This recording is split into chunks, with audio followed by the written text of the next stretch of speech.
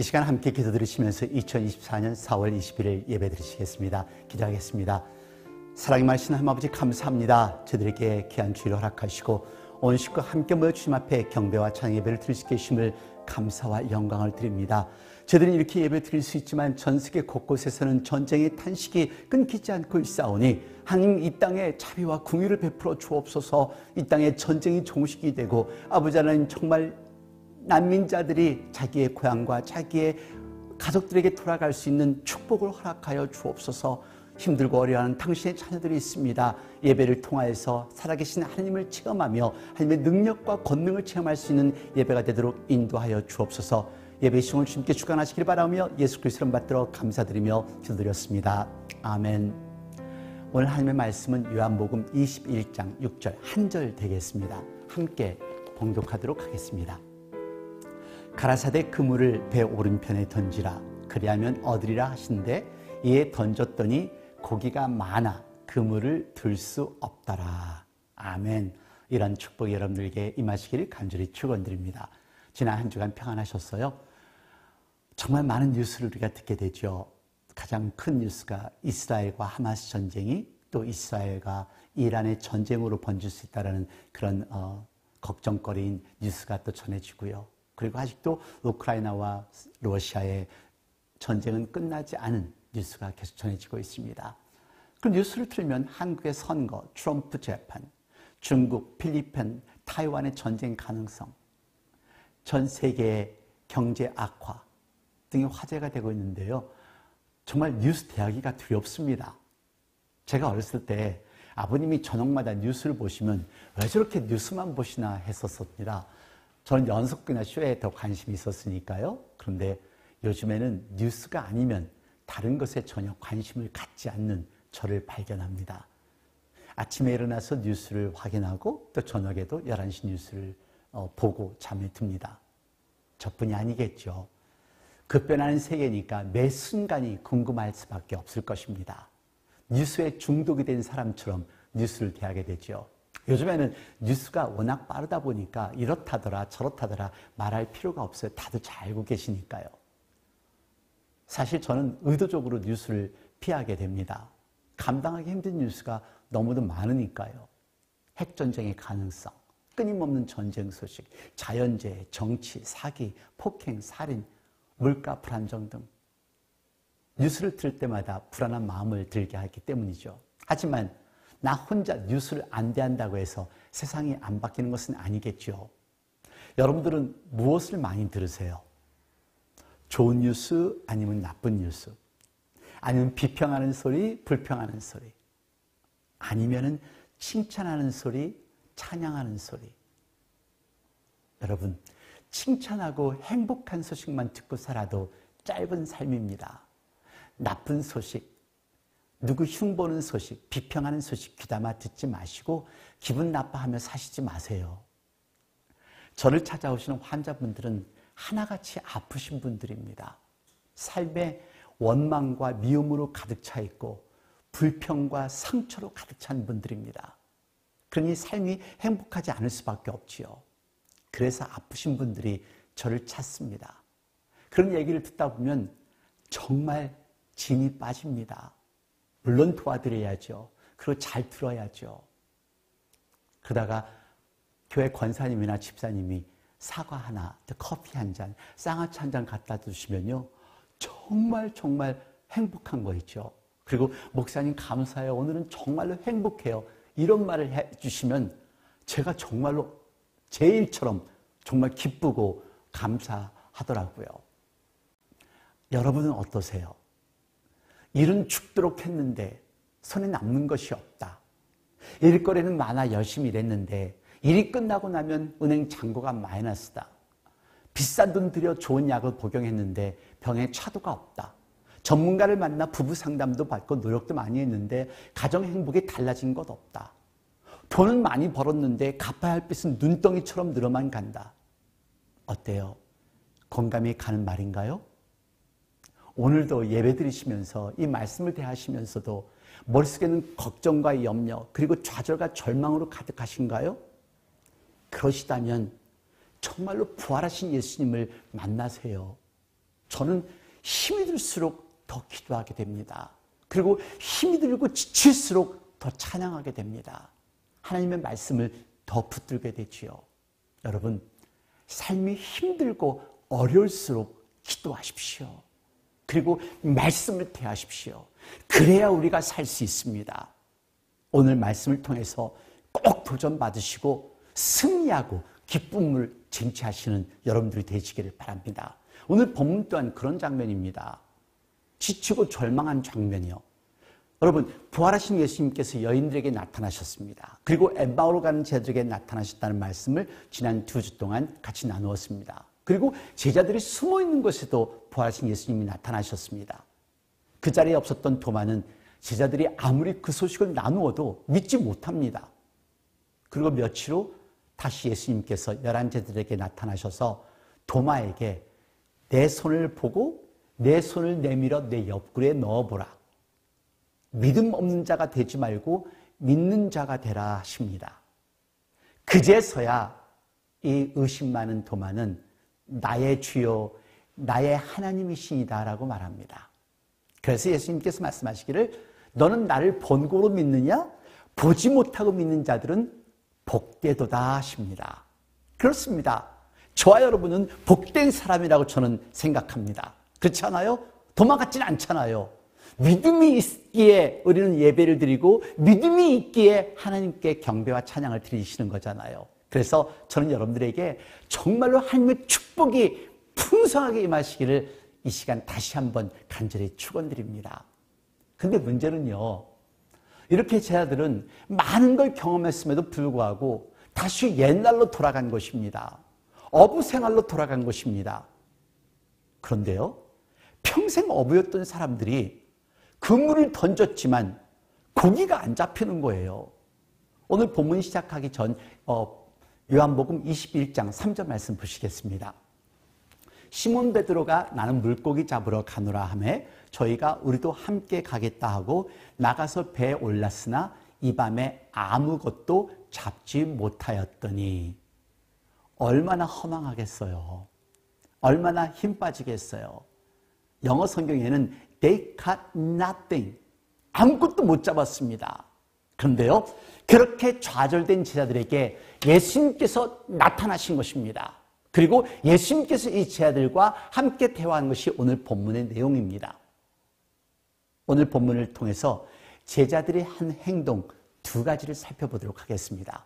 오늘 본문 요한복음 21장 4절 말씀 보시겠습니다. 날이 새어갈 때에 예수께서 바닷가에 서셨으나 제자들이 예수신 줄 알지 못하는지라. 역시 제자들의 어리석음은 아무것도 볼 수가 없었습니다. 예수님이 누구인지 알지도 못하는 것뿐 아니라 정말 고기도 하나도 잡지 못하는 그런 사람들이었습니다. 낚시 전문가들이 한 마리도 못 잡았다는 것은 그들에겐 또 다른 실패와 좌절을 의미하는 것이겠죠. 사실 제자들이 물고기 잡으러 간 것은 잘못된 행동입니다. 그들은 책망받아 마땅한 사람들이고 불쌍하게 살아도 마땅한 사람들입니다. 잘 보십시오. 지금 이때는 그들이 부활하신 주님을 만난 후였잖아요.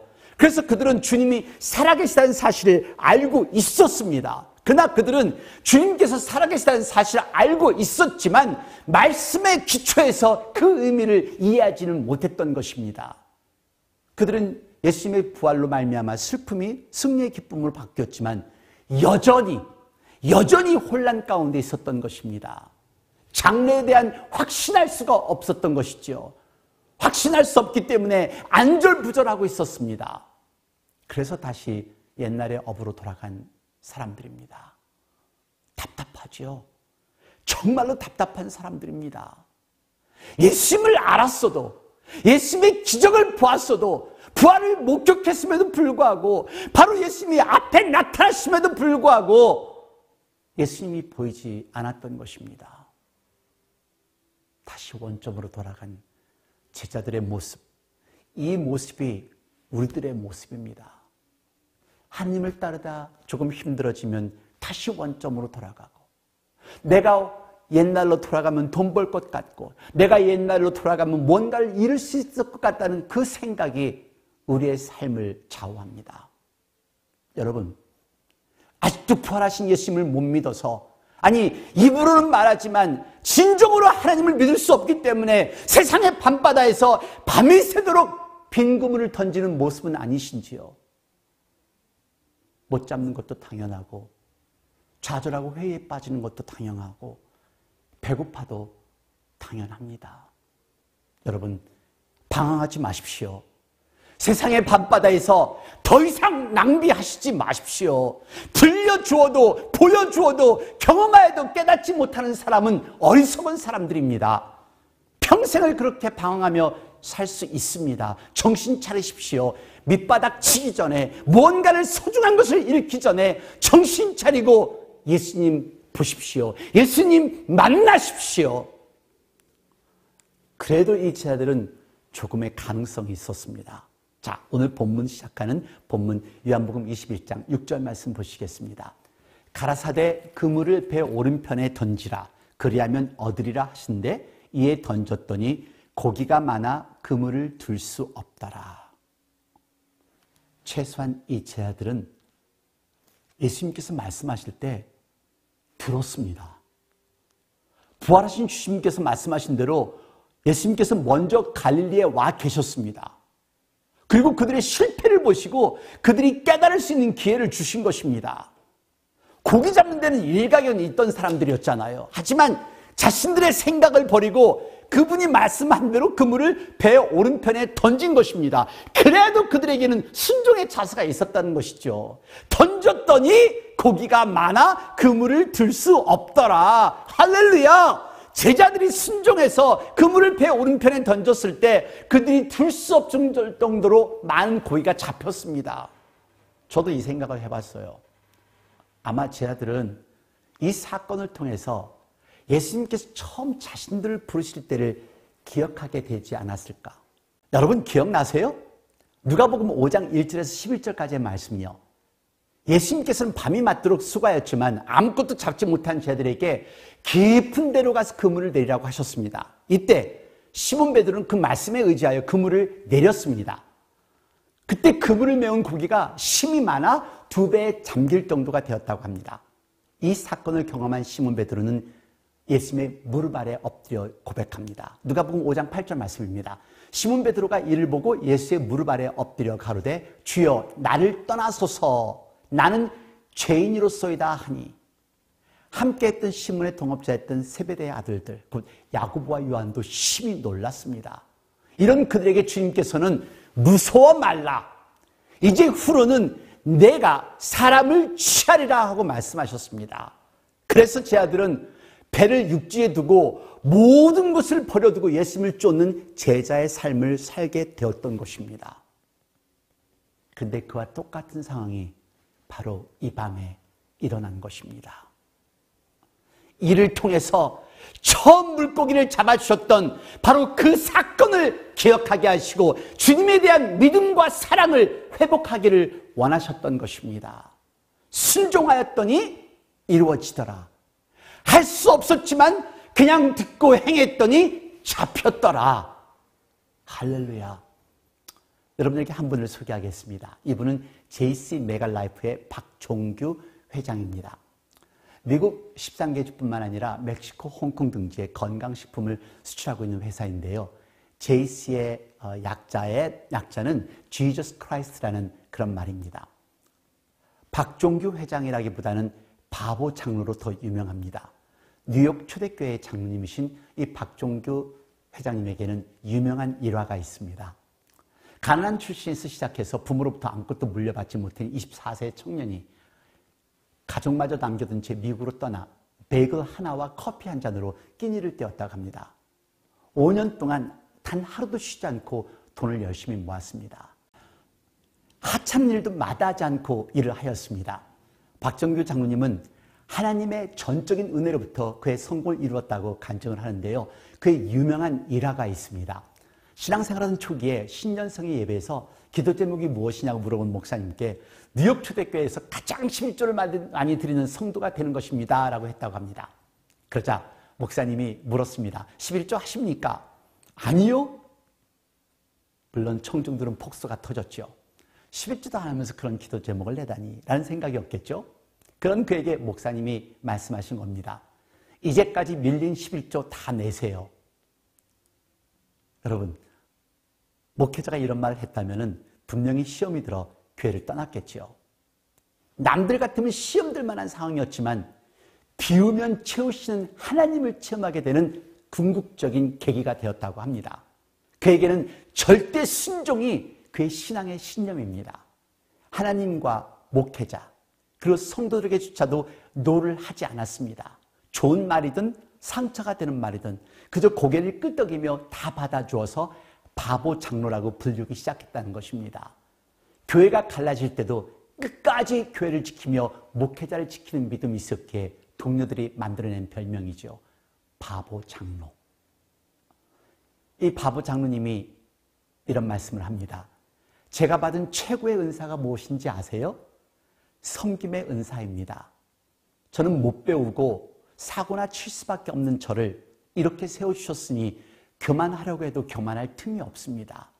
너무 부족하기 때문에 그저 노력하게 되고 섬기고 미워하지 않고 사랑하게 되는 것 같습니다. 멋있죠? 섬김의 자세 그리고 절대 순종. 그의 시점에는 한 달에 27번이나 될 정도로 신앙간증 일정이 빽빽하다고 합니다. 다른 회사의 회장과는 틀린 모습이죠. 여러분, 내 그물을 던지라는 것은 신앙의 회복을 원하시는 겁니다. 내 그물을 던지라는 것은 돌아서라는 것입니다. 내 그물을 던지라는 것은 이제부터 우리가 해야 할 일을 하라는 말씀인 것을 기억하십시오. 우리 그물을 배 오른쪽에 하나님 쪽에 하나님 생각하는 쪽에 하나님 원하시는 쪽에 던지는 것입니다. 내 생각이 내 논리가 내 경험이 왼쪽을 선택하고 있다면 하나님의 음성을 들으시고 오른쪽을 선택을 하십시오. 비록 어리석은 명령 같지만 하나님의 말씀이기에 순종하는 신앙을 가질 때 하나님의 방향으로 그물을 던질 때 그물이 찢어지는 놀라운 축복을 경험할 것입니다. 여러분, 확실히 믿으십시오. 더 이상 세상의 바다에서 방황하지 마십시오. 아직도 안 잡히세요? 아직도 안 되세요? 그렇다면 하나님 음성 들으십시오. 그리고 그냥 행하십시오. 그러면 하나님의 축복을 경험하시게 될 것입니다. 기도하겠습니다. 하나님 아버지, 하나님께서는 저희들을 사랑하여 주셔서 독생자들 예수님을 이 땅에 주시고 우리에게 그렇게 많은 축복을 허락하셨음에도 불구하고 우리는 아직도 우리가 살아서 내 방법으로 내 식대로 살아갈 때가 너무도 많습니다. 그리고 이야기하기를 하나님이 보이지 않습니다. 음성이 들리지 않습니다라고 할 때가 너무도 많습니다. 아버지 하나님, 이제 저희들 영적인 잠에서 깨어나 두 눈을 떠 살아계신 부활하신 예수님을 바라보며 역사하신 하나님의 음성을 듣는 저희들이 되도록 만들어 주시옵소서. 그 세상을 보고 세상의 사람들을 위하여 기도할 수 있는 복음을 전할 수 있는 하나님의 아들, 딸로 만들어 주옵소서. 지금 이 시간 우리 주 예수 그리스도의 은혜와 아버지 하나님의 놀라우신 사랑과 성령의 무한하신 교통하심이 이제 하나님의 말씀에 순종하겠다 결심하는 당신의 귀한 사랑하는 아들, 딸 머리 위에 가정 위에 직장 위에 저희들의 교회와 저희들의 살고 있는 나라들과 전 세계 곳곳에서 실망하는 당신의 자녀들 머리 위에 지금 이 시각에도 환자를 돌보는 모든 의료진들과 전 세계 곳곳에서 하나님의 말씀을 전하는 목사님과 선교사님들, 자유와 평화를 싸고 있는 병사들 머리 위에 영원토록 함께 하시옵소서.